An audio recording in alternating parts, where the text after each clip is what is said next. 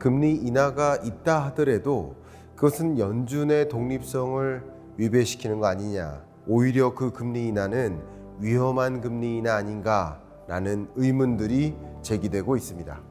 잭슨 홀 미팅 연설을 딱 시작할 때 약 1분 동안 제롬 파월 연준 의장께서 한 말씀도 못 하셨어요.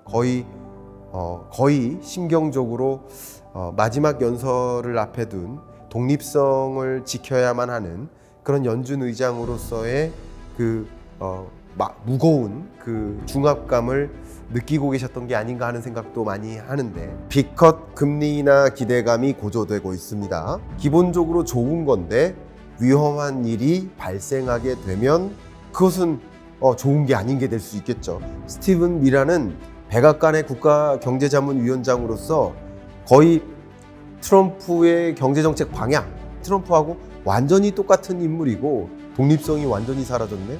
달러를 발행하는 중앙은행이 연준인데 연준이 저렇게 독립성이 없고 백악관 마치 산하기관처럼 행동하네. 그러면 달러에 대한 신뢰감이 또 무너질 수도 있죠.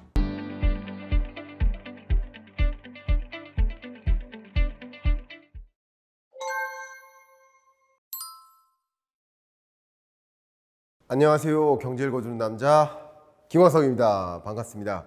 이 9월 금리 인하 있을 것인가 많은 분들의 관심사예요. 그런데 9월 금리 인하 여부를 놓고 갑론을박이 많이 있긴 하지만, 금리 인하가 있다 하더라도 그것은 연준의 독립성을 위배시키는 거 아니냐. 그러면 연준의 하는 역할이 달러를 발행하는 역할인데 달러의 신뢰도가 흔들리는 거 아닌가. 오히려 그 금리 인하는 위험한 금리 인하 아닌가라는 의문들이 제기되고 있습니다. 파월이 이렇게 이야기했습니다. 이게 제가 생각하는 2025년 잭슨 홀 미팅, 또 파월 연준 의장으로서는 마지막 잭슨 홀 미팅 연설, 이 연설을 그냥 하나의 문구로 요약한다면 바로 이거 같습니다. 리스크 밸런스가 좀 이동하고 있다, 이런 뜻이죠. 연준이 생각하는 두 가지 리스크가 있습니다. 바로 물가, 두 번째는 고용. 물가 쇼크 있을 때 금리 인상으로 대응하고, 고용 쇼크 있을 땐 금리 인하로 대응하는 것이 바로 중앙은행의 역할이라고 볼 수 있겠죠. 그런데 두 가지 위험을 통제하는 것, 그게 바로 연준의 역할인 거예요. 두 가지 바로 이중책무라고 볼 수 있겠어요. 그런데 그동안의 리스크 요인은 무엇이었다? 바로 인플레이션이었어요.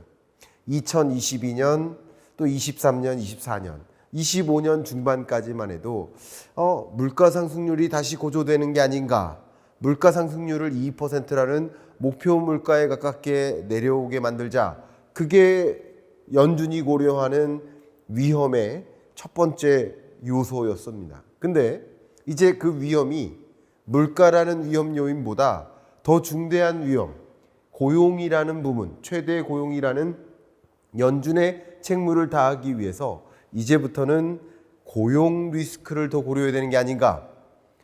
조금 더 그동안에는 물가 안정을 위해 노력했다면 이제 최대 고용을 위해 노력해야 된다라는 위험의 균형이 이동했다.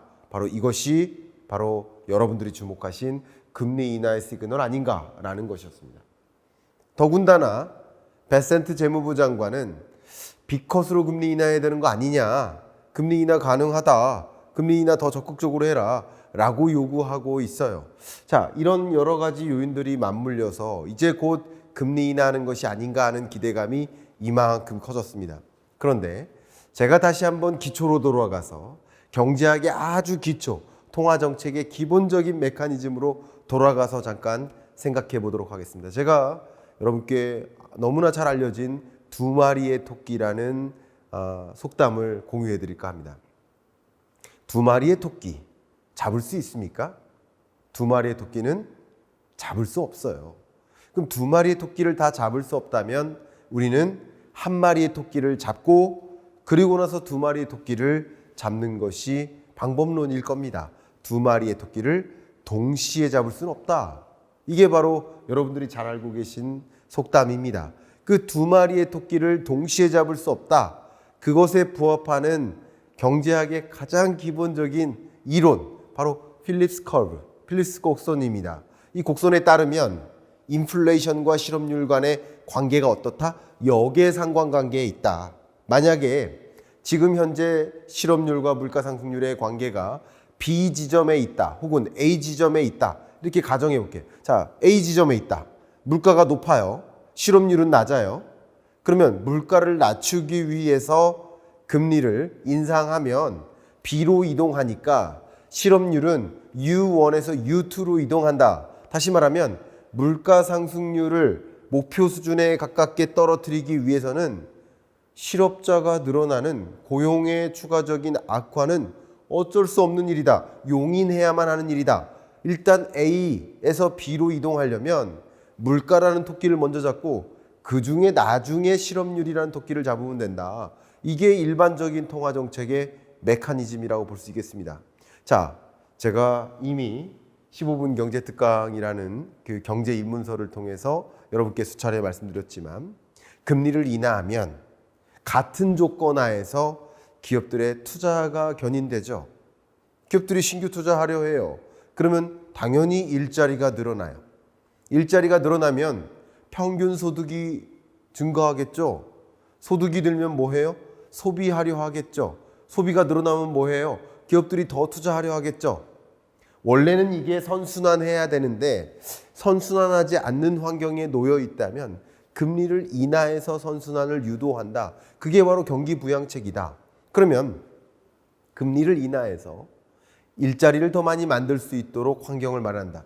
물론 금리 인하가 만병통치약은 아닙니다. 금리 인하한다고 무조건 고용이 늘어난다고 볼 수 없습니다. 다만 같은 경제 여건 하에서 높은 금리일 때보다는 낮은 금리일 때 기업들이 적극적으로 투자할 의지가 강해진다는 것은 명백한 사실입니다. 그렇게 이해하셨으면 좋겠습니다. 그러면 금리를 인하하면 일자리가 늘어요. 맞죠? 그런데 일자리가 늘면 소득이 늘어서 소비가 활성화되니까 총 수요가 늘어난다. 기업들의 투자가 늘고 가계의 소비가 는다. 수요가 늘어난다는 거예요. 수요가 늘어나면 물가는 자극된다는 거죠. 반대로 금리를 인상한다면 실업자가 늘어나겠죠. 고용이 악화되겠죠. 고용이 악화되면 수요를 막기 때문에, 수요를 줄여놓기 때문에 그러면 물가 안정에 도움이 된다. 고용, 물가, 금리 간의 관계 역시 이런 연관성을 생각해 봐도 금리를 인하하고자 할 때 일자리를 좀 늘리고 실업률을 낮추기 위한 노력을 한다 할지라도 그럴 때는 당연히 물가 상승률이 더 고조될 수 있다는 것을 감안해야 되겠죠. 바로 그게 통화정책의 메커니즘입니다. 두 마리의 토끼를 동시에 잡는 것이 아니라 지금은 고용 안정이 우선이다. 지금은 물가 안정이 우선이다. 둘 중에 한 마리의 토끼를 먼저 잡는 것이 통화정책의 메커니즘인 것입니다. 결국 잭슨홀 미팅에서 제롬 파월 연준 의장이 의도한 표현이란다면 그동안에는 물가 안정을 위해 좀 노력을 했다면 고용 안정이 더 위태위태한 상황이야. 고용 리스크가 더 큰 거야. 그러니까 고용 안정을 위해 이제 금리 인하를 단행할 시점이 왔다라는 사인이라고 해석해 보시면 좋겠습니다. 제가 그동안 강조해 드렸듯이 세계 경제는 피벗의 시대에 놓여 있습니다. 영국도, 캐나다도, 한국도, 유로존, 스웨덴, 스위스 세계의 주요국들이 높였던 금리에서 점차 중립금리를 향해 각국이 생각하는 가장 아이디어한 금리, 각국이 생각하는 그 나라 경제에 가장 적절한 금리, 그 중립금리를 찾아서 금리를 인하하는 여정하에 있다. 이게 피벗의 시대다. 저도 맞아요. 다만 세계 많은 국가들이 25년 들어서도 피벗의 행보가 이어지고 있습니다. 미국보다 더 급하게 금리 인하하는 여정이 전개되고 있습니다. 그런데 미국만 25년 들어서 금리 인하를 단행한 적이 단 한 번도 없어요. 피벗의 시대에 맞지만 2025년 미국만 예외였던 거예요. 제가 이미 피벗의 시대 2025년 경제전망을 통해서 말씀드렸듯이 또 2026년 경제전망도 역시 이 책에서도 강조하고 있다시피 2026년까지 2025년이 아니라 2026년까지 세계 주요국들은 목표하는 중립금리를 설정해 놓고 그 중립금리를 찾아 금리 인하의 여정이 있을 것이다 라고 다시 한번 26년 전망서를 통해서 똑같이 전망적 의견을 드리겠습니다. 그러니까 25년 전망에서도 피벗의 시대라고 표현했지만 26년 경제도 피벗의 연장선이다 이렇게 생각해 주시면 도움이 되겠습니다. 실제 미국도 마찬가지예요.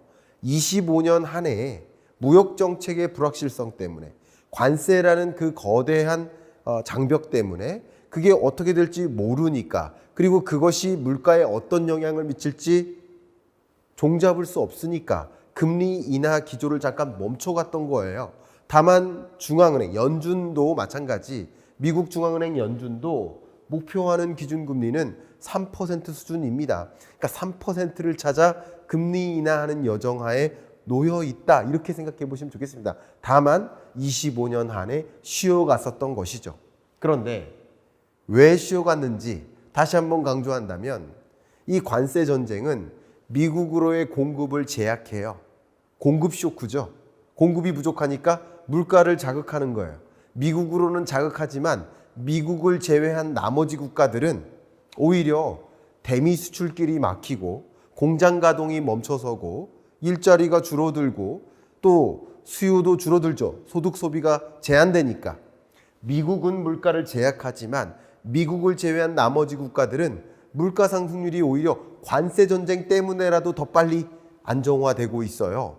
그러다 보니까 세계의 주요국들은 금리 인하의 여정을 계속하지만 사실 미국만 금리 인하 못하고 있는 것이다. 이렇게 통화정책 메커니즘 관점에서 설명드릴게요. 다시 얘기한다면 트럼프 대통령이 관세 전쟁을 안 했다면 미국도 이미 금리를 여러 차례 인하했을 것이다. 이렇게 가정해 볼 수 있겠죠. 금리 인하를 요구할 것이 아니라 금리 인하할 만한 환경을 만들어 줬어야죠. 그렇게 제가 다시 한번 되묻고 싶습니다. 파월의 마지막 잭슨홀 연설, 더 중요한 멘트들을 몇 가지 읽어드리도록 하겠습니다. 가장 합리적인 베이스 케이스, 기본적인 가정은 뭐냐?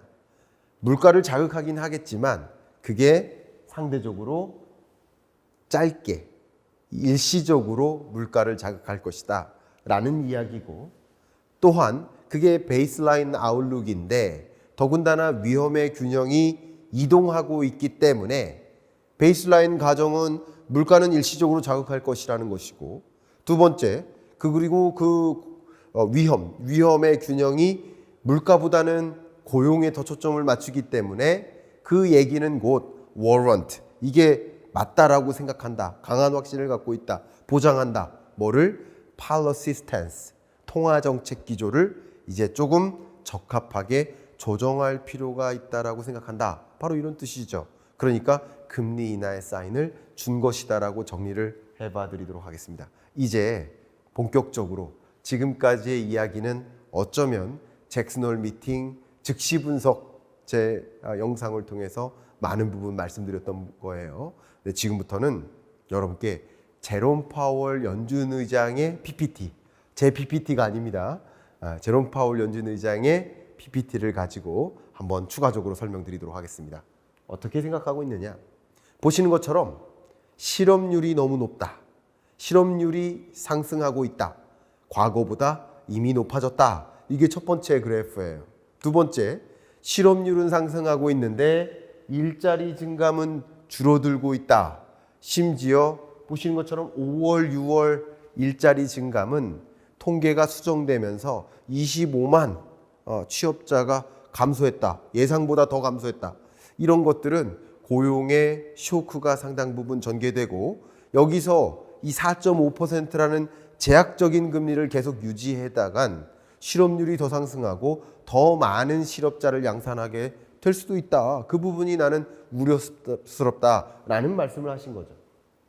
특히 미국의 리얼 GDP 흐름을 본다면 경기도 다소 후퇴하고 있다. 역시 제약적인 이 기준금리를 계속 유지하는 것은 적절치 않아 보인다라는 설명이 추가될 수 있겠죠. 그런데 물가를 보자. 물가를 보면 물가를 구성하는, 또 물가 중에 가장 중요한 게 근원 물가예요. 전체 물가를 구성하는 460여 가지 소비 품목 중에 에너지 물가가 있고 식료품 물가가 있어요. 이 두 가지 부문을 제외해 놓고 보면 나머지가 근원 물가예요. 근데 그 근원 물가 중에서도 일부가 하우싱 서비스, 주거비와 관련된 것이고, 그리고 또 역시 그 밖의 서비스, 그죠? 하우징을 제외한 나머지 서비스 근원 물가가 있고, 또 그 상품 근원 물가가 있어요. 보시는 것처럼 근원 서비스 물가가 있고 근원 상품 물가가 있는데, 보시는 것처럼 전반적으로 근원 서비스 물가는 안정적으로 떨어지고 있다. 다만 뭐만 오르고 있는가? 근원 상품 물가만 오르고 있다. 파란색이죠. 그러니까 이것이 어쩌면 일시적인 제약 요건으로 끝날 가능성도 있다. 그게 나의 베이스라인 어썸션이다 라는 것을 강조한 거죠. 그런데 또 한 가지, 이것과는 별개로 통화정책 기조를 이렇게 바꾸겠다, 메커니즘을 바꾸겠다. 지금까지는 평균 물가제를 도입했어요. 그러니까 한 달, 두 달의 물가 상승률이 높게 나온다고 부랴부랴 금리 인상하고 하는 방식이 아니라 연간 물가 상승률을 전망하고 그 전망치를 보고 적절한 금리가 무엇인지를 판단하는 평균 물가제를 도입했어요. 예를 들어볼게요. 2021년 12월 달에 연준이 전망하기를 21년 4분기 물가 상승률은 4.4, 22년 4분기 물가 상승률은 2.7로 떨어질 것이다 라고 전망했어요. 이렇게 전망했으면 물가 상승률은 일시적이니까 금리 인상을 할 필요가 있습니까? 21년에 물가 상승세가 나타났는데 금리 인상을 선제적으로 할 필요가 있습니까? 아니죠. 결국 연간 물가 상승률에 대한 전망치를 기초로 금리를 결정하는 여정이었으니까 일부 몇 개월의 물가 상승률이 실제 지표가 발표된다 하더라도 그것 때문에 금리 인상을 서둘러서 할 필요가 없었던 것이죠. 그래서 연준의 실패라고 손꼽아졌었던 것이죠. 통상 연준은 5년에 한 번씩 통화정책의 메커니즘을 이게 맞는가 한번 회고하고 다른 방식으로 전환할 필요가 있지 않는가라고 계획을 짜거든요. 역시 이번 잭슨홀 미팅 때 핵심적인 메시지는 이거거든요. 그러니까 평균 물가제, 평균 목표 물가제를 도입하는 그 방식보다 일시적으로 물가 상승률이 만약에 자극되어 나타난다면 그러면 서둘러서 유연하게 통화정책 기조를 언제든지 바꿔서 물가 안정을 유도할 수 있게 한다. 다시 말씀드리면 기존의 평균 물가 제도를 도입한다면 만약에 이 관세 전쟁으로 일시적인 물가 상승에 머물지 않고 추가적으로 물가가 상승해도 맞바로 금리 인상할 수가 없는 것인데, 이제 이런 예외를 둔 유연한 목표 물가 제도를 도입한다면 혹여나 이 물가 상승률이 높게 야기된다 하더라도 맞바로 금리 인상으로 대응할 수도 있다. 다시 말씀드리면 지금은 물가가 일시적으로 상승하는 것이라고 가정하고 고용 충격 여부에 더 집중해서 금리 인하를 단행하는 수순으로 가겠지만 그게 오히려 물가 상승을 또 자극한다면 다시 금리 인상을 단행할 수도 있다라는 메시지를 남긴 거라고 볼 수 있겠습니다. 실제 연준이 생각하고 있는 향후 목표금리, 향후 생각하고 있는 중립금리, 그 중립금리는 3% 정도가 됩니다. 그 3% 중립금리를 찾아 아직 금리 인하 여정이 많이 남아있죠. 4.5에서 3%. 그 여정을 가긴 갈 겁니다. 근데 그 여정은 2026년 하반기까지인 것이고 지금으로서는 그 적절한 시점을 찾아서 금리 인하의 여정을 가져갈 것이다 라고 보는 것이 바로 제롬 파월 연준 의장의 잭슨홀 미팅에서의 연설이라고 볼 수 있겠습니다. 자, 그런데 제가 여러분께 오늘 강조해드리고 싶은 것은 혹여나 미국 연준의 독립성이 훼손되어 감에 따라 이게 달러의 위상을 변화시키지 않을까 하는 그런 그 우려를 여러분께 설명드려 보고자 합니다. 이 잭슨홀 미팅을 개최하는 캔자스시티 연은 총재죠. 슈밋. 이 연은 총재가 이 잭슨홀 미팅을 앞에다 두고 보시는 이런 보고서를 발표했어요. 이 보고서를 제가 핵심 내용을 요약해 보면 미국 경제는 여전히 솔리드한 페이스다, 견조하다. 물가 상승률은 too high, 너무 높다. 그래서 지금의 통화 정책 기조를 should, 반드시 이러해야 된다. remain, 그죠? 제약적인 수준에 놔둬야 된다. 금리 인하를 하면 안 된다라는 의견을 제시했어요. 그런데 여러분, 제가 여러 번 광주에서 설명드렸던 것처럼 기존의 쿠글러 연준 이사가 7월 FOMC 회의 때 불참했고, 그리고 25년 1월 31일까지 임기를 앞두고 전격 사임했죠. 전격 사임하고 그의 대타가 스티븐 미란으로 금리 인하론자, 트럼프와 생각이 완전히 똑같은 인물을 FOMC 위원으로서 9월 FOMC 회의 때 참여할 겁니다. 거기에 지금은 연준 이사 리사 쿡 이사를 또 해임 통보했죠. 물론 법무부가 수사를 시작하기로 했고요. 법적으로는 트럼프 대통령에게 자신을 해임할 권한은 없다라고 공식적인 입장을 제시했고요. 법적 대응 하겠다라고 했습니다. 이게 뭐죠? 어쨌든 연준을 놓고 통화 정책의 독립성을 훼손하는 일들, 또 지금 파월 연준 의장의 임기가 26년 5월까지인데 임기 많이 남았는데 차기 연준 의장을 계속 지명해요. 어쨌든 파월은 임기가 얼마 안 남은 상태고 다음 부의장이나 금융감독국 부의장이나 다른 연준 이사들을 다 소위 말하는 차기 연준 의장으로 지명을 해요. 그러니까 연준 위원들 사이에서도 파월의 입김을 떨어뜨리고 파월 입장에서도 자꾸 자기랑 생각을 거의 같이 하는, 정말 자기와 친동료로 생각하는 정말 그런 인물들이 법적으로 이렇게 외압을 자꾸 받다 보니까 파월 연준 의장으로서도 정말 떳떳하게 독립성을 지키고자 하는 그런 의지를 표명하기가 굉장히 어렵지 않았었을까 하는 생각도 합니다. 아마 여러분 보셨는지 모르겠지만 잭슨 홀 미팅 연설을 딱 시작할 때 약 1분 동안 제롬 파월 연준 의장께서 한 말씀도 못 하셨어요. 거의 심경적으로 마지막 연설을 앞에 둔 독립성을 지켜야만 하는 그런 연준 의장으로서의 무거운 그 중압감을 느끼고 계셨던 게 아닌가 하는 생각도 많이 하는데, 이렇게 연준의 독립성을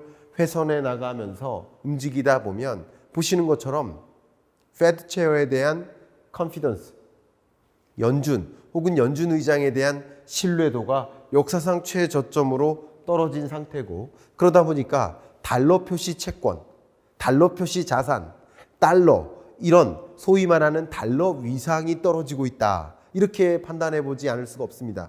예를 들면 어떤 위험이 등장했을 때 안전자산 선호 현상이 야기되는데 그때 금 가격은 올라요. 금 사고자 하는 움직임은 있어요. 근데 미 국채 수요는 줄어들어요. 예를 들면 금리 인하 가능성이 고조되면 그럼 국채 금리는 떨어질 거야 하면서 국채 금리가 실제 많이 떨어져야 되는데 일시적으로 떨어지고 다시 제자리로 올라가요.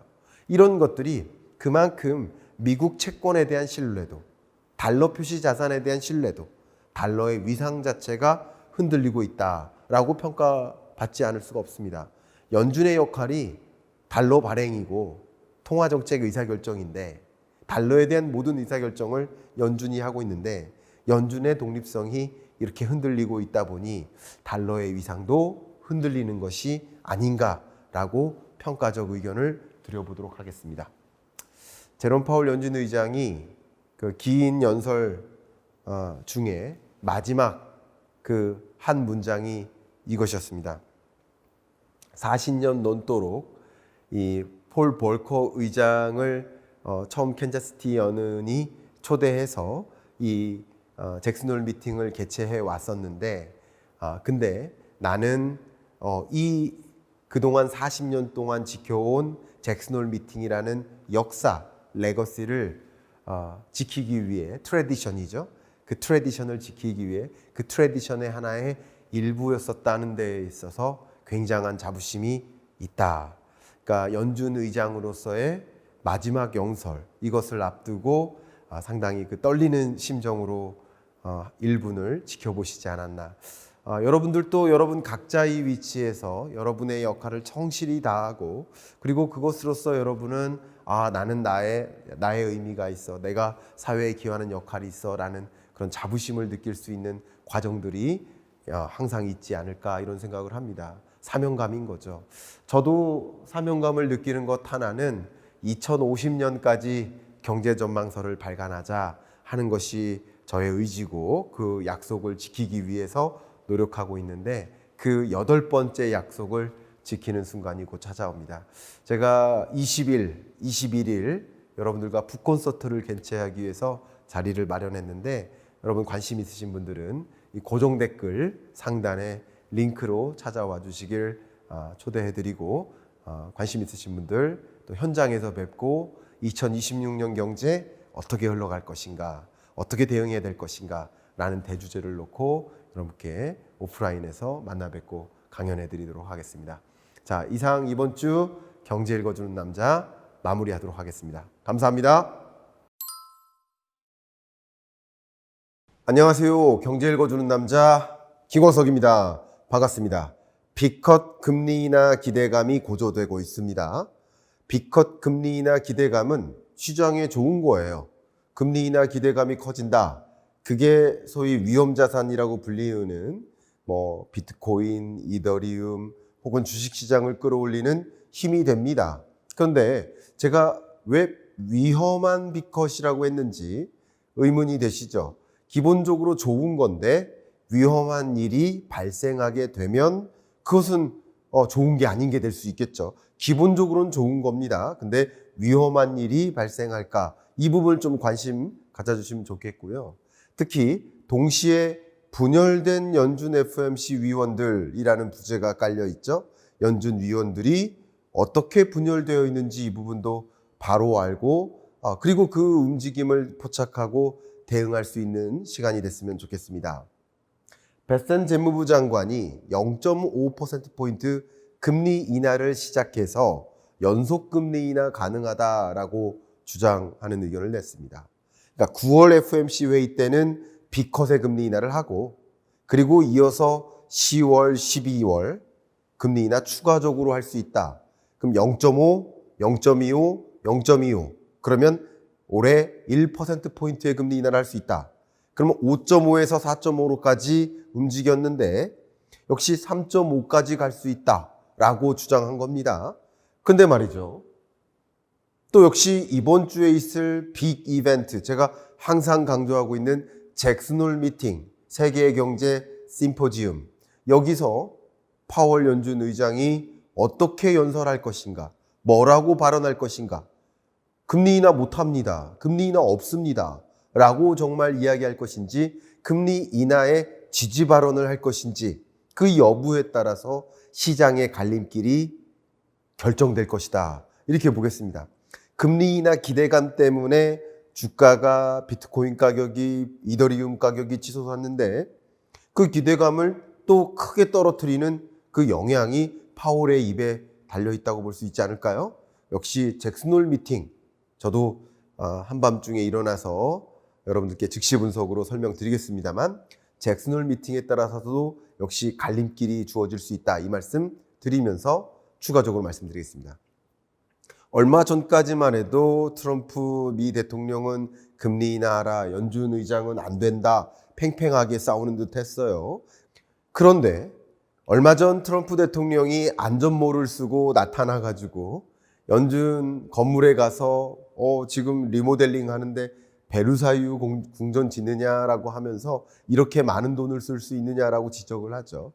그렇게 지적을 하지만 결과적으로는 금리 인하라는 압박인 거죠. 왜 내 말 안 듣냐라는 압박을 공식적으로 세계 모든 80억 인구가 보도록 이야기를 한 거죠. 한 가지 이유는 거고 두 번째 이유는 아마도 국민들 보라고, 자, 나는 금리 인하를 요구하고 있다, 얘가 나쁜 애다, 얘 때문에 금리 인하 안 하는 거다 라는 것을 이 주권자들한테, 유권자들한테 공공연하게 보여주기 위한 목적도 있겠죠. 그런데 이제 금리 인하라는 그 시그널에 대해서, 시그널이 아니라 실제 9월 금리 인하 기대감이 상당 부분 조성됐습니다. 왜 그런지 하나하나 큰 경로를 말씀드려보도록 하겠습니다.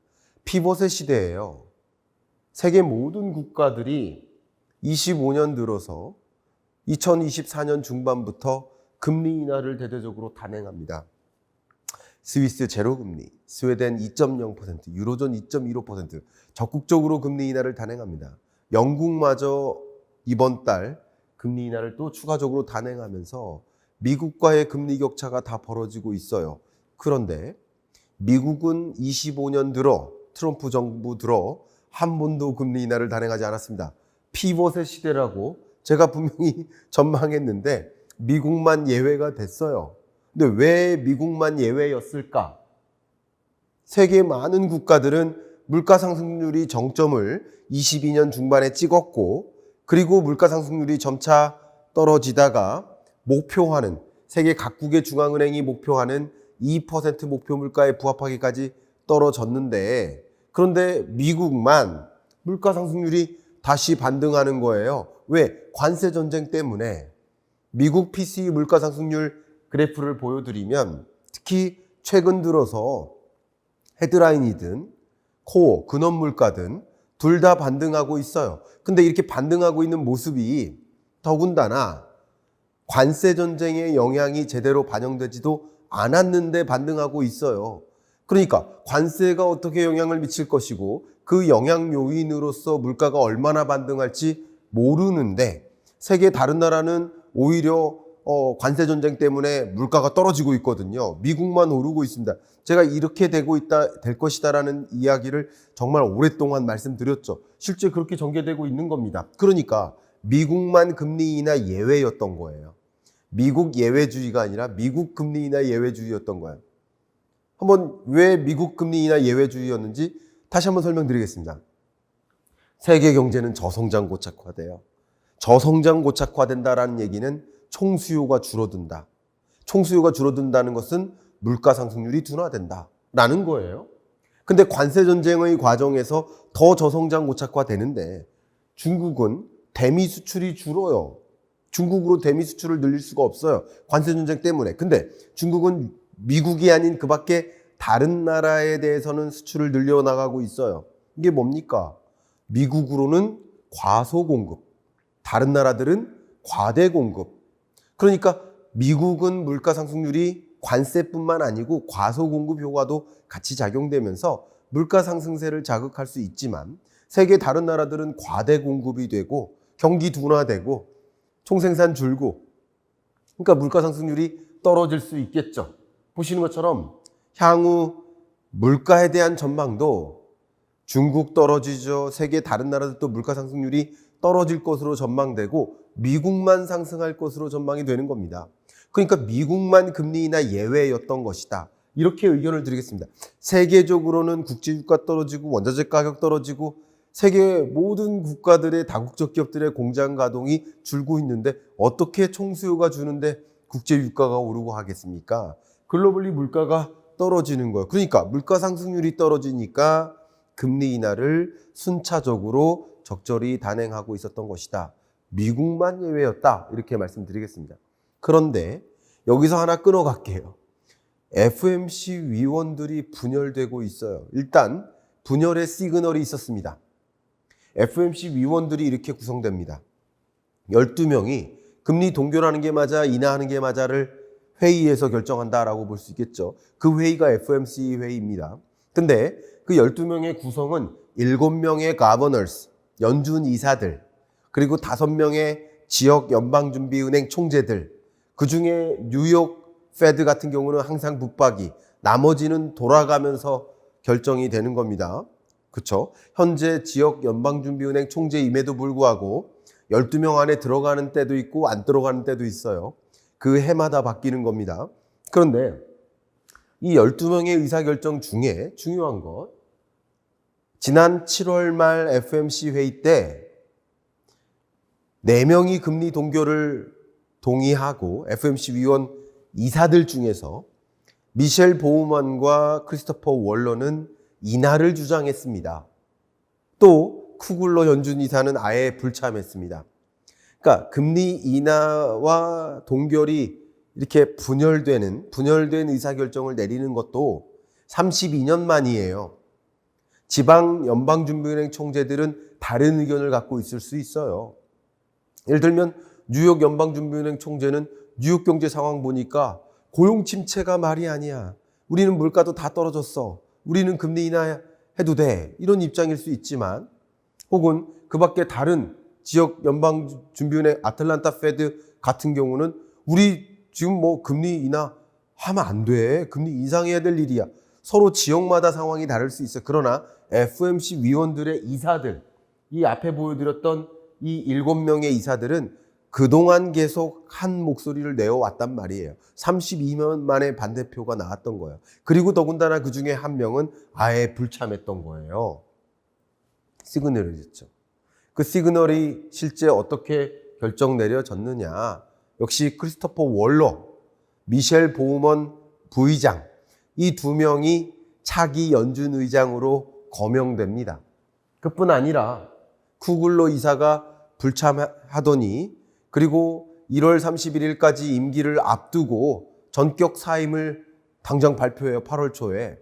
그리고 사임을 발표하자마자 연준 FOMC 위원으로서 쿠글러의 후임으로서 스티븐 미란을 지명합니다. 스티븐 미란은 백악관의 국가경제자문위원장으로서 거의 트럼프의 경제정책 방향, 관세전쟁, 환율전쟁, 또 감세정책, 이 모든 생각이 트럼프하고 완전히 똑같은 인물이고, 저도 여러 차례 이분에 대해서 말씀드렸지만 이분이 쓴 지난 24년 11월에 썼던 미란 보고서, 이게 가장 인기죠.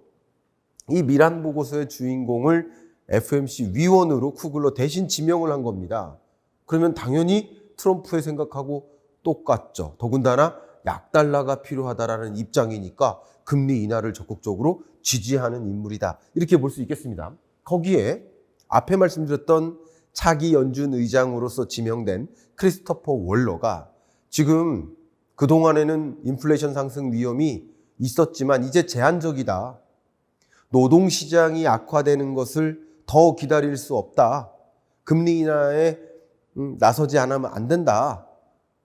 관망하면서 기다리는 접근법은 너무 신중한 것이다. 의견을 발표하고, 보우먼 이사 같은 경우 지난 경제 전망에서 나는 올해 3차례 금리 인하를 전망했었다. 최근 노동시장 지표는 이 같은 내 견해를 강화한다. 노동시장 봐라. 노동 충격이 계속되고 있지 않느냐. 금리 인하해야 된다. 입장이 있는 것입니다. 여기에 앞에 말씀드렸던 또 다른 부의장, 필립 제퍼슨 연준 부의장, 이 부의장도 차기 연준 의장으로서 거론되죠. 그러면 3명의 차기 연준 의장이 FOMC 위원들이에요. 이 중에 한 명이 의장이 될 수 있어요. 물론 그 밖에 외부에 있는 나머지 연준 의장으로 거론되는 인물들도 물론 있습니다만, 왜 이렇게 차기 연준 의장들을 미리부터 또 FOMC 위원들을 가지고 지명을 하고 있을까? 경쟁하라는 거죠. 무슨 경쟁? 충성심 경쟁. 트럼프 대통령의 의견에 누가 더 부합한 목소리를 내는지 충성심 경쟁을 하라. 그리고 내가 정말 마음에 드는, 나랑 똑같은 생각을 갖고 있는 인물을 의장으로 앉히겠다라는 그런 메시지 아닐까요?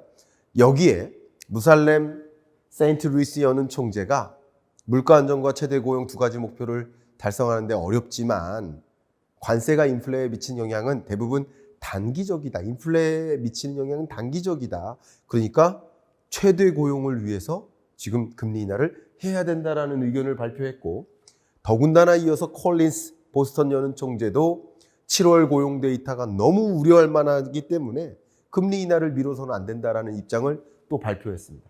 자, 그러면 정리하겠습니다.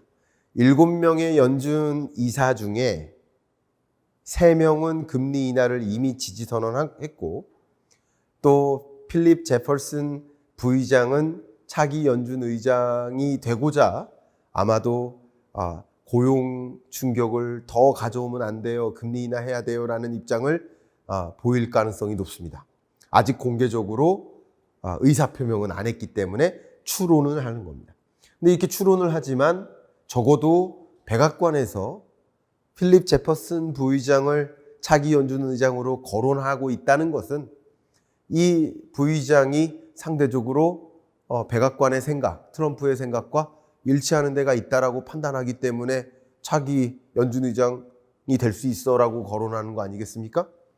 그리고 이미 나머지 지방 연방준비은행 총재들도 선언을 했으니까 여기까지로 보면 정확히 6대 6인 겁니다. 6대 6인데 아직 의사를 표명하지 않은 몇몇 이사들이 있으니까 이제 회의를 하면서 누구 말이 맞는지 또 자기의 판단과 함께 결정을 해 나가겠죠. 그런데 회의를 할 때 기본적으로 내년 임기 5월에 있을 파월의 의견을 더 주목할까요? 아니면 차기 연준 의장으로 거론된 인물들의 주장을 더 근거 있다고 지지할까요? 이 연준 이사들, 지방연방준비은행 총재들의 임기를 고려하면 대략 한 6년 정도 남았거든요. 한 집안 살림을 누구랑 더 해야 돼요.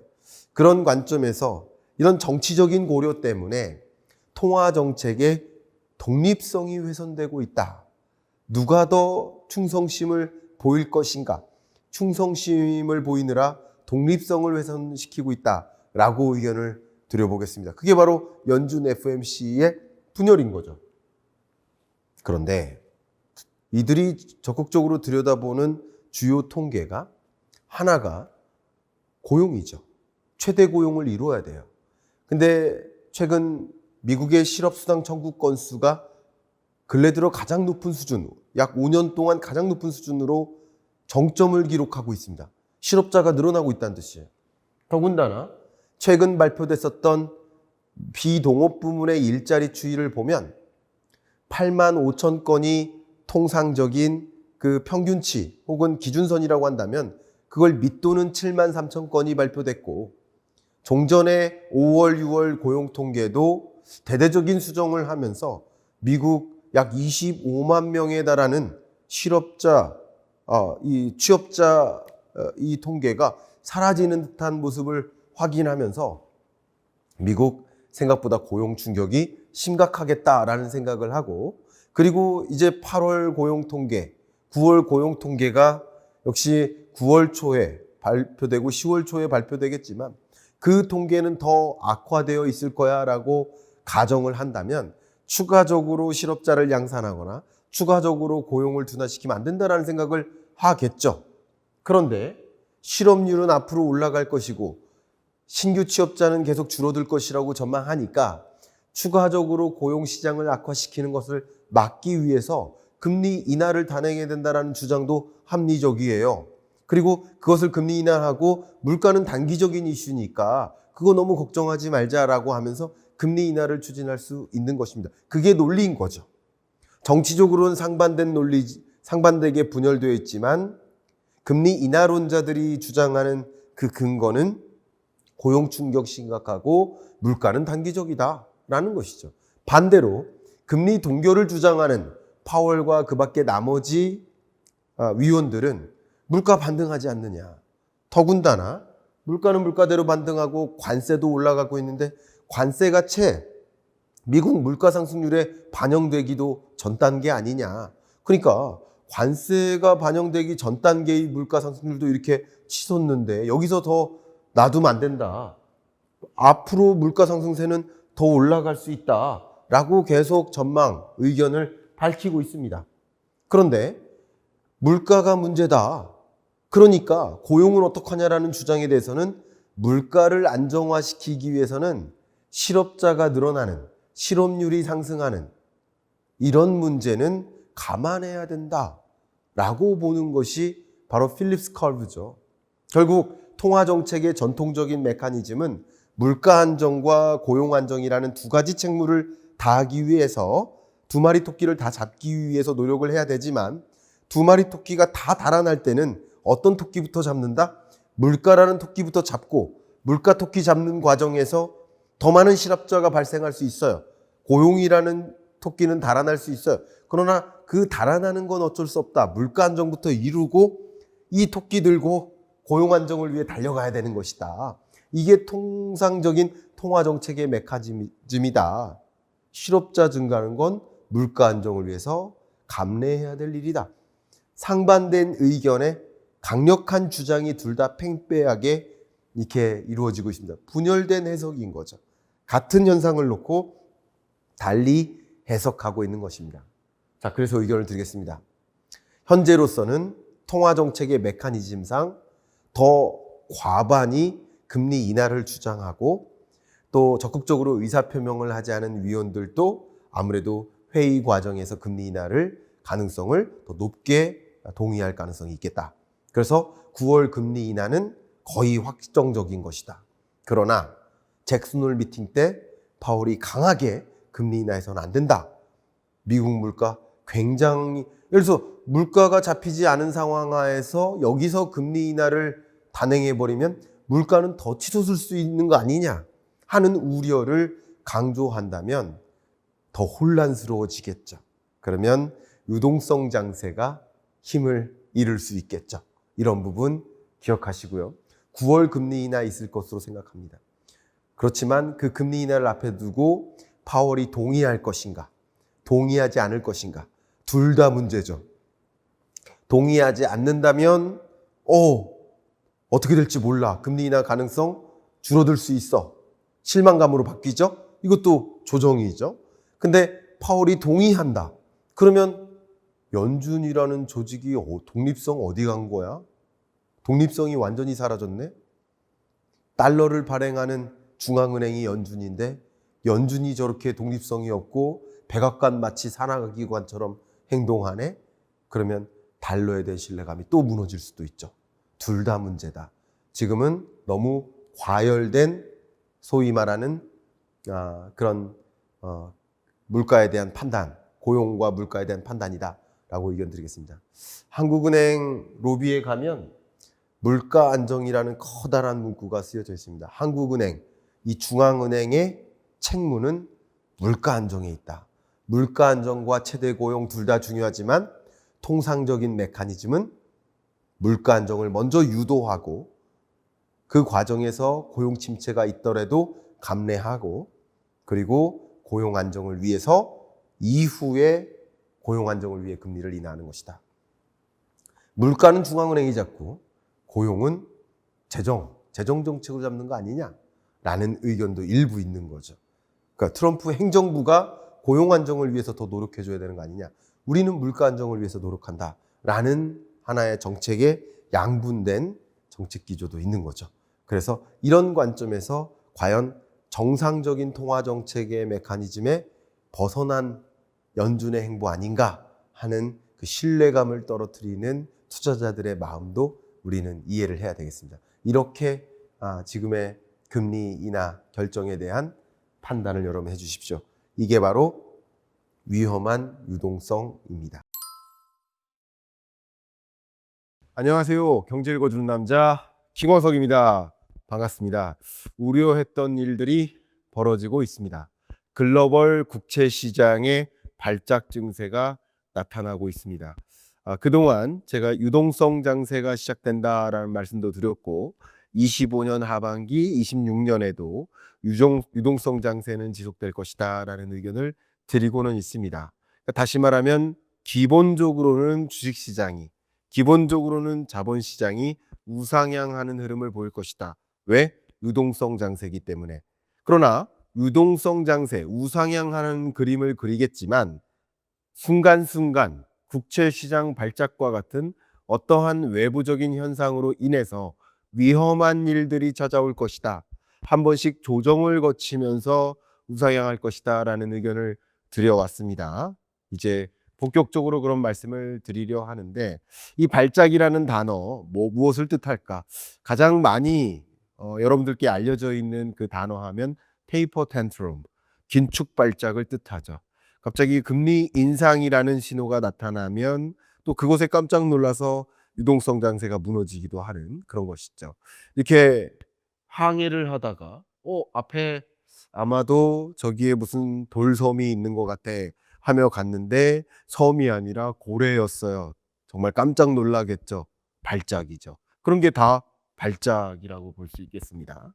근데 이번에는 어떤 발작이냐? 바로 국채 폭탄, 국채 금리가 급등하는 국채 금리 발작. 특히 단기 국채 금리는 괜찮은데 장기 국채 금리만 급등하는 이상한 현상. 이게 장기 국채 금리 발작 혹은 초장기 국채 금리 발작 증세라고 볼 수 있겠습니다. 정말 재밌게도 미국, 영국, 프랑스, 일본, 뭐 한국도 포함해서 세계적으로 대략 30년 만기의 국채 금리가 급등하고 있는 현상. 그러니까 이 국채 금리가 단기적으로 급등한 게 아니라 중장기적으로 보아도 수십 년 만에 최고치를 경험하는 그런 현상. 왜 이럴까 하는 그 질문에 대해서 여러분께 하나하나 답변을 드려보는 순서로 가도록 하겠습니다. 제가 이렇게 매년 경제 전망서를 발간하고 있는데 비로소 2026년 경제 전망서가 발간이 됐습니다. 역시 2026년 경제 전망서에서도 여러분께 좀 강조하고 있는 그 메시지 중에 하나가 바로 위험한 유동성 장세인데요. 유동성 장세는 있겠지만 그 위험한 요인들을 잘 골라가자, 이겨내자 하는 측면에서 그 위험성을 계속 경고의 메시지를 드리고 있는 중에 있습니다. 여러분께도 2026년 경제전망 이 북콘서트가 곧 열리기 때문에 좀 초대 의견을 좀 드리고 싶고, 고정 댓글 상단을 보시면 여러분들이 신청을 하실 수가 있어요. 여러분들이 2026년을 한번 조망해보고 그 위험한 구간들을 잘 건너가 보자 하는 계기가 이 강의에서 집중될 수 있기를 좀 바라는 마음으로, 또 갖고 계신 책이 있다면 사인도 해드리는 기회를 가져볼까 합니다. 본격적으로 말씀드리도록 하겠습니다. 글로벌 장기 국채 금리의 발작 증세가 일어나고 있어요. 말씀드린 대로 프랑스도, 영국도, 미국도, 일본도 마찬가지입니다. 30년 만기 국채 금리가 이렇게 요동치고 있습니다. 자, 근데 장기적으로 보아도 미국, 일본, 영국, 독일, 프랑스, 이탈리아, 스페인 세계 주요국들의 장기 국채 금리가 우상향하고 있는 모습이에요. 단기적으로 급등했지만 또 장기적으로도 우상향하고 있는 모습이에요. 재밌죠? 세계적으로 금리를 인하하기 시작했는데, 기준금리를 인하하는 여정에서 단기 국채 금리는 떨어지고 있는데 왜 30년물 초장기 국채 금리는 상승할까? 그 이유는 무엇일까? 답변을 드리지 않을 수가 없겠습니다. 일단 첫 번째는요, 글로벌 재정 상황이 악화될 대로 악화되어 있습니다. 자, OECD 또 국제기구 여러 경제 전망 기구들이 강조하고 있기를, 세계의 재정 상황에 대해서 이미 너무 타이트하게 되어 있다. 과거 24년 말보다 25년 지금이 더 타이트하게 되어 있다. 그러니까 안 좋다, 어렵다라는 뜻이죠. 그러니까 24년 말 기준이 바그래프예요.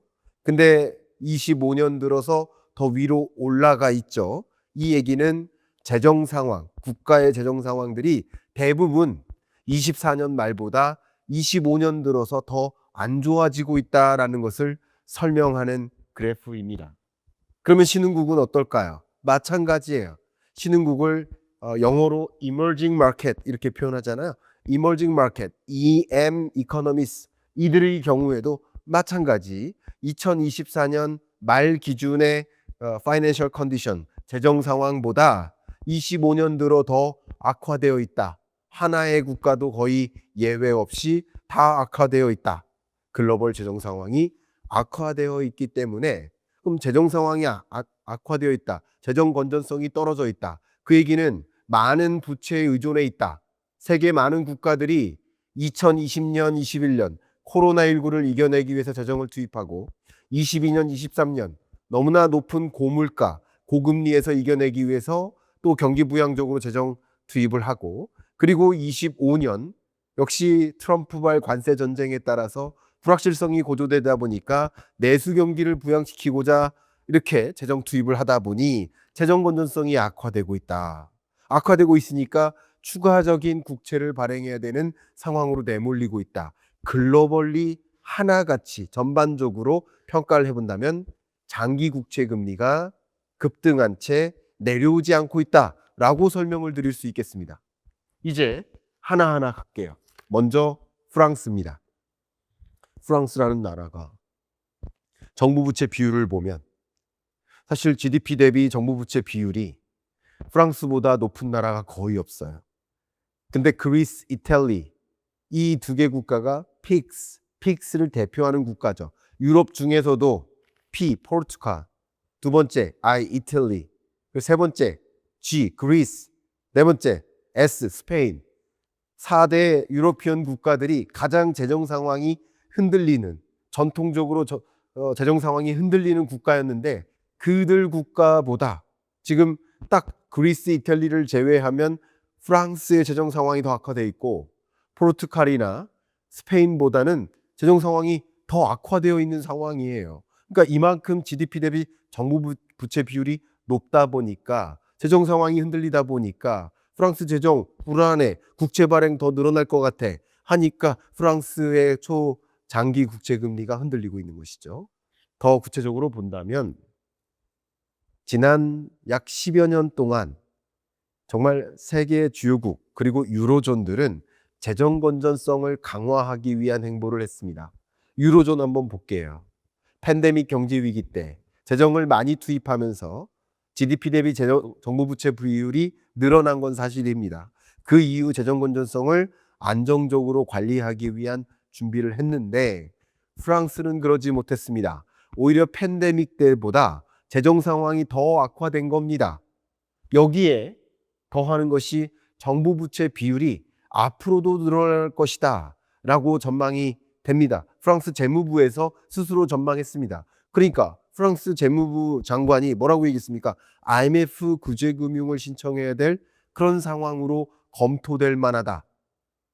공식적인 의견이 IMF 구제금융을 신청할 수도 있는 것이다 라고 실토를 하니까 당연히 프랑스의 국채 금리는 요동칠 수밖에 없겠죠. 누가 프랑스 국채를 매입하려 하겠습니까? 국채 금리가 급등할 수밖에 없겠죠.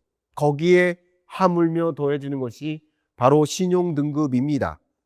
이미 S&P, 무디스, 피치사 이들이 프랑스에 대한 신용 등급을 부정적으로 바꾸어 놨습니다. 안정적으로 했다가 부정적으로, 안정적으로 했다가 스테이블하게 바꾸어 놨습니다. 거기다가 중요한 말씀 드리겠습니다.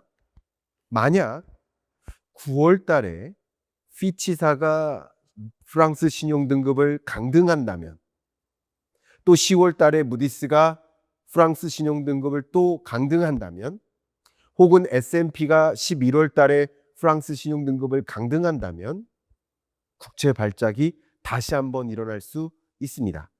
등급을 강등한다는 얘기는 그 나라 국채를 투자하기 적합한 것이 아니야 라는 것이 특징이에요. 제가 여러분께 말씀드린다면 국채 등급 아직 높은 거 아닙니까? 높은 편인 거 맞아요. 우리나라도 국채 등급 어떻습니까? 높은 편이에요. 그런데 지금 높다 낮다가 중요한 것이 아닙니다. 경제는 항상 변화를 주목해야 됩니다. 높았다가 낮아질 때 조정되는 구간에서 상당한 발작 증세가 일어나는 거예요. 그러니까 제가 말씀드린다면 이 9월 달에도 프랑스의 신용등급 이 평가가 이루어지는데 그때 추가적으로 등급이 하향 조정되거나 또 3개 기관 중에 1개 기관만 신용등급을 조정하거나 하는 일들이 있으면 또다시 프랑스의 국채금리가 급등할 여지가 있겠다. 여기에 한 가지 또 중요한 시나리오를 여러분께 말씀드리면 바로 정치적 불안정이죠. 총리의 지지율이 이렇게 떨어진 적이 없습니다. 바이루 총리의 지지율이 아마 역대 최저치라고 볼 수 있겠어요. 그래서 신임 투표 붙이자. 신임 투표 붙입니다. 근데 만약에 부결하게 될 경우 정부가 붕괴되는 거죠. 그러면 만약에 신임 총리를 지명할 수도 있고 아니면 정말 이 정권을 마무리하고 대통령 선거를 다시 치를 수도 있는 것이고 어떻게 전개될지는 모릅니다. 그러나 적어도 신임 투표 시 부결 결과가 나온다. 그러면 또 순간적으로 재정이 굉장히 악화되죠. 또 더군다나 이 바이루 총리는 긴축 재정을 주장하는 사람이에요. 긴축 재정해야 된다. 재정 건전성 살펴야 된다. 근데 많은 야당들은 아니다. 경기 부양해야 된다. 라는 주장을 하고 있어요.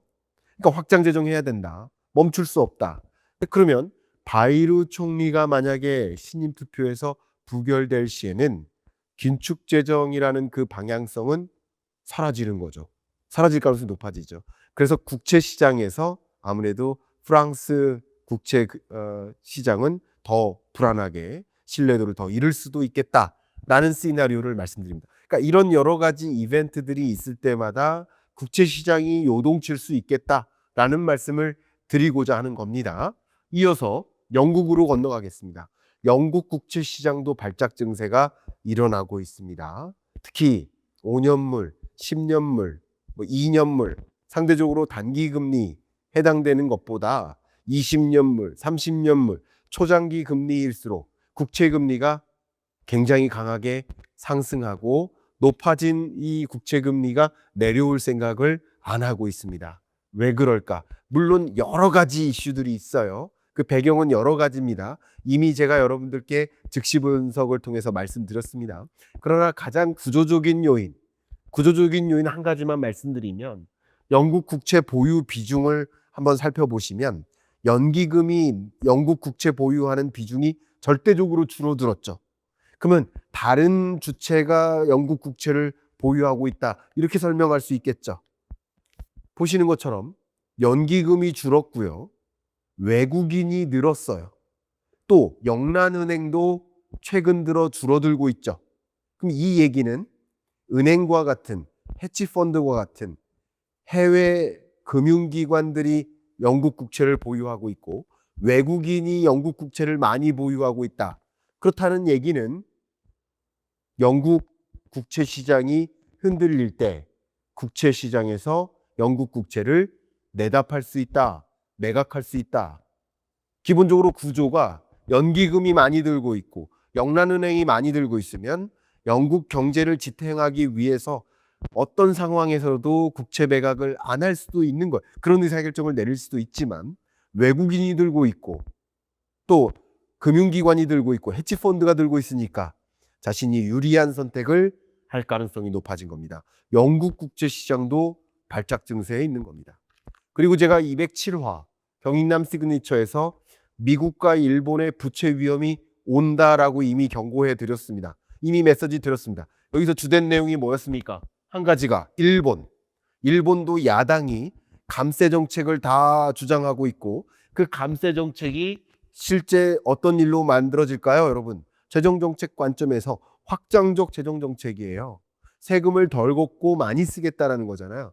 또 일본 입장에서 정상적인 목표하는 금리, 중립금리가 1에서 1.5% 되니까 그 높은 금리를 향해 금리 인상의 여정을 하는 과정을 인내하기 위해서는 재정이라도 좀 풀어야 된다라는 입장이에요. 역시 일본의 초장기 금리, 30년물 만기 금리가 근 20년 만에 최고치를 경험하지 않았습니까? 미국으로 건너가 볼까요? 미국도 OBBBA법이 통과되고 막대한 재정 적자가 나타날 가능성이 지금 많아진 거죠. 마이너스 통장을 만든 거예요. 트럼프 행정부에서 마이너스 통장을 만든 거예요. 만들었으니까 필요할 때는 언제든지 국채 발행해서 마이너스 통장에서 돈을 빼다가 쓸 수 있어요. 그럼 그런 여정에서 무슨 일이 벌어져요? 국채 발행이 예정되어 있다시피 한다. 이 10월 1일자입니다. 국채 발행이 예정돼요. 국채 발행을 많이 대규모 국채 발행을 단행하면 미국의 국채가 지금 신뢰도를 잃었습니까? 더 강화되었습니까? 잃었잖아요. 그러면 매도량은 많은데 매수량은 없으니까 가격은 또 떨어질 수 있겠죠. 국채 시장이 여전히 불안한 일들이 너무나 많이 남아 있습니다. 7번째, 상호관세는요. 갑자기 또 다른 숙제가 등장한 거예요. 상호관세 1심, 2심. 여기서 뭐라고 했습니까? 판결이 읽어보겠습니다. 미국 비상권한법 IEEPA에 따르면 대통령에게 국가 비상사태에 수입을 규제할 권한을 부여하고 있다. 맞아요. 그 이 법에 의해서 상호관세를 부과 조치를 했었던 겁니다. 그런데 행정명령으로 관세를 부과할 권한은 포함하지 않고 있다. 그러니까 수입 규제 조치는 포함하고 있으나 관세라는 수단을 동원할 수 있다고는 명시하지 않았다. 이게 2심에서의 판결입니다. 물론 대법원 판결이 남아 있어요. 만약에 그건 누구도 모르잖아요. 일부 많은 분들은 이거 대법원에서 뭐 통고가 될 거야, 무효가 될 거야, 뭐 여러 가지 의견들이 있겠지만 그 누구도 현재 알 수 없습니다. 근데 만약에 대법원에서 통과하지 못한다, 무효가 된다, 트럼프 행정부에서 뭐라고 했습니까? 이것은 대재앙이다, 대공황을 불러온다라고 이야기하지 않았습니까? 지금 관세 세입이 상당한 미국의 재정 적자를 축소하기 위한 도움이 되는 수단으로 적용되고 있는데 관세 세입이 멈춘다라고 생각해 보세요. 물론 상품 관세를 도입할 수 있지 않느냐, 뭐 스무트 원리법에 근거해서 또다시 이것을 추진할 수 있지 않느냐, 맞습니다. 그거 가능해요. 불가능하다는 것이 아니라 어쨌든 앞에 근시일 안에 대법원 판결을 앞에다 두고 있고 대법원 판결이 어떻게 나올지는 모르니까 여전히 그러면 미국 국채 신뢰도가 추락한다든가 미국 국채 발행이 더 막대하게 쏟아진다든가 하는 일이 있을 수 있잖아요. 그런 일이 역시 상호관세 무효화에 따른 일이라고 우리는 추론해 볼 수 있겠습니다. 8번째, 정부의 통화정책 개입 너무나 적극적이죠. 스티븐 미란 이미 9월 FMC 회의 때 FMC 위원으로서 참여하겠다. 근데 재밌게도 백악관 경제 고문으로서 활동도 유지하면서 FMC 위원으로도 참여하겠다. 이게 뭐예요? 이건 말이 됩니까? 통화정책의 메커니즘에 부합합니까? 분명히 재정당국과 통화당국은 엄연히 독립적으로 구분되어야 하는데 FMC 위원이면서 백악관 경제고문? 이게 말이 됩니까? 독립성은 도대체 온데간데 없죠. 정부가 이렇게 대놓고 통화정책에 개입하고 있습니다. 개입한다면 정부의 통화정책 개입은 조금 더 어떤 쪽일까요? 금리 인하하라는 쪽이겠죠. 경기 부양해야 되니까. 그런데 재밌게도 경기를 부양시키기 위해서 금리 인하라는 통화정책 개입이 있지만 그것이 결과적으로 금리를 인하하겠다, 단기 금리에는 영향을 미쳐요. 금리 인하하라는 압박과 또 금리 인하 요구와 스티븐 미란과 같은 FOMC 위원회 참여, 또 차기 연준 의장을 지명하는 등등 통화정책에 이렇게 개입하다 보면 금리 인하 가능성이 더 고조되는 거 맞아요. 그런데 이 물가가 아직 잡히지 않은 상황에서 금리를 인하하면 우려되는 게 인플레이션이 촉발하겠죠. 그러니까 10년물 장기 국채 금리는 더 올라가는 거예요. 스티프닝 현상이 일어나게 된 배경 중에 하나가 통화정책 개입이라고 볼 수 있겠습니다. 정부의 통화정책 개입으로 당연히 여러분 미국의 중앙은행 연준에 대한 신뢰감은 어떻게 될까요? 제가 하도 많은 분들이 댓글로 그런 말씀을 남기셔서 부원 설명을 잠깐 드리겠습니다. 페드는 중앙은행 맞습니다. BOK 한국은행 중앙은행 맞고요. BOJ 일본은행 중앙은행 맞아요. 그런데 중앙은행이지만 그 중앙은행의 지분 소유 구조가 민간은행이 갖고 있다. 이것도 맞아요. 민간은행이 소유하고 있다고 해서 중앙은행이 아닌 건 아닙니다. 중앙은행 여부는 누가 소유했느냐가 아니라 금리를 결정하고 통화량을 조절하고 유동성을 결정하는 그 의사결정을 갖고 있느냐, 이게 중앙은행 여부입니다. 이견이 이제 없었으면 좋겠습니다. 자, 중앙은행에 대한 신뢰가 떨어지고 있어요. 그러니까 미국 달러가 안전자산으로서의 가치가 떨어져요. 국채 발작이 일어나면 달러 선호 현상이 일어나야 되는데 아니다. 미국 달러, 미국 국채, 안전자산 아니다. 이렇게 생각하니까 금으로 더 내몰리고 금 가격만 치솟게 되죠.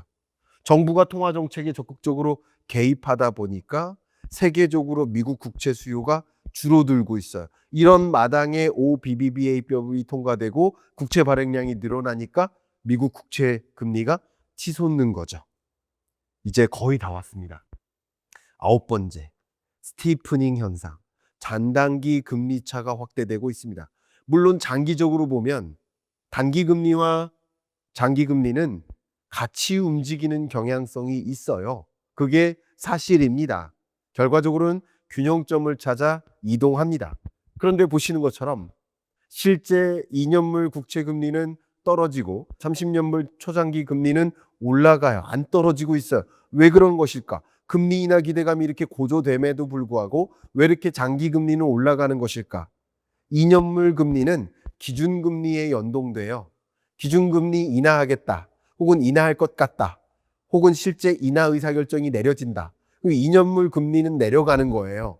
그런데 기준금리 인하에 따라서 인플레이션을 자극하는 거 아니야? 하는 공포감.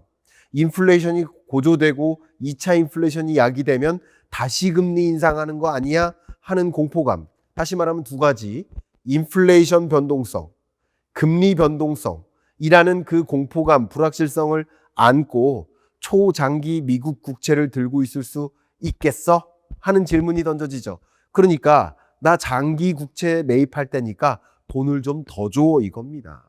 이게 프리미엄이에요. 기간 프리미엄이 증가하고 있는 겁니다. 기간 프리미엄이 증가하니까 장기 국채 금리가 상승하는 겁니다. 쉽게 말하면 10년물 미국 국채를 샀다가 10년 만기에 팔고 또 10년물 국채금리 다시 사고, 그러니까 3번 다시 사는 것보다 30년 장기 국채를 들고 있는 게 당연히 더 위험하겠죠. 근데 10년물 국채를 3번 들고 있는 것보다 30년 장기 국채를 한 번 들고 있는 게 더 위험하니까 그것에 대한 대가를 더 지불하는 모습이긴 하지만 더 많은 대가를 달라 이거죠. 왜? 조건이 형성되어 있지 않았는데 금리를 인하하려고 하는 움직임 때문에 통화정책의 독립성을 위배하거나 여러 가지 통화정책 메커니즘에 어울리지 않는 것들이 전개되기 때문이다. 가장 우리가 대표적으로 주목해야 될 것이 PCE 물가상승률인데, PCE 물가상승률은 분명 올라가고 있습니다. 이렇게 물가상승률이 올라가다 보면 그럼 여기서 금리 인하를 단행할 수 있습니까? 고용에 아무리 밸런스를 더 가중치를 많이 둔다고 해도 이 상황 하에서 고용을 신경 쓰며 금리를 인하하면 물가는 다시 상승할 수 있겠죠. 물가가 다시 상승한다면 당연히 다시 돌아가서 금리 인하가 아니라 다시 돌아가서 금리 인상해야 되는 거 아니야? 하는 생각이 다시 재발할 수 있겠죠. 2022년을 그대로 복사해서 붙여놓는 다시 금리 인상, 2차 인플레이션 이런 것들이 반복될 수 있지 않을까요? 그것에 대한 우려가 반영되는 것이죠. 기본적으로 물가가 상승한다, 상승할 것으로 걱정된다. 그러면 장기 금리는 상승하는 경향성이 있겠습니다. 그래서 이 스티프닝 현상이 일어난 것이죠. 더군다나 하물며 8월 적용된 상호관세율은 아직 미국 물가에 채 반영도 되기 전 단계입니다. 그러니까 상호관세가 발효됐고 그 상호관세에 따른 물가 반영분이 나타난다면 물가 쇼크를 경험하면서 다시 금리 인상해야 돼. 이런 여론이 돌 수 있겠죠. 적어도 그런 우려감은 있을 수 있겠죠. 그게 장기 국채 금리를 못 떨어지게 만드는 요인입니다.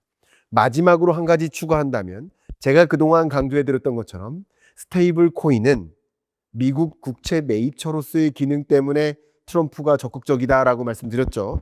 근데 스테이블 코인의 국채 매입 기능은 단기 국채의 하나입니다. 그러니까 스테이블 코인이 활성화되고 합법화되면서 발행량이 많아지고 당연히 스테이블 코인 발행 업체들이 미국 단기 국채를 매입하는 기능을 수행하고 있습니다. 그런데 그것은 단기 국채인 거예요. 장기 국채는 매입처가 사라지고 있는 겁니다. 그러니까 장기 국채 금리는 떨어질 리가 없고 단기 국채 금리만 안정적으로 떨어지는 이유인 것이다. 이 스티프닝 현상, 장기 국채는 올라가고 단기 국채 금리는 떨어지는 이런 현상이 도대체 왜 일어나는 것일까? 한두 가지 근거로 설명드릴 수가 없습니다. 이렇게 10가지 근거로 총체적으로 설명드려야 될 것 같습니다. 이런 일들이 반복되면서 유동성 장세는 맞지만 금리를 인하하고 재정을 투입하고 유동성 장세는 맞지만 증시에는 긍정적일지 모르지만 위험한 일들이 가시화되는 시그널들이 있을 때마다 한 번씩 이 국채 금리가 요동칠 수 있겠다. 그때마다 상당한 조정을 거칠 수 있겠다라는 의견 공식적으로 드리도록 하겠습니다. 앞에 말씀드렸던 제 북콘서트 2026년 경제전망서 여러분 꼭 추천드리고 또 북콘서트에도 또 참여해 주시기를 추천드립니다. 고정 댓글 상단 링크를 참조해 주시길 바라겠습니다. 이상으로 2026년 경제전망서에 기초한 지금 이 유동성 장세, 위험한 유동성 장세, 여러분들이 무엇을 주목해야 될까라는 것을 말씀드리면서 이번 주 경제 읽어주는 남자 마무리하겠습니다. 감사합니다.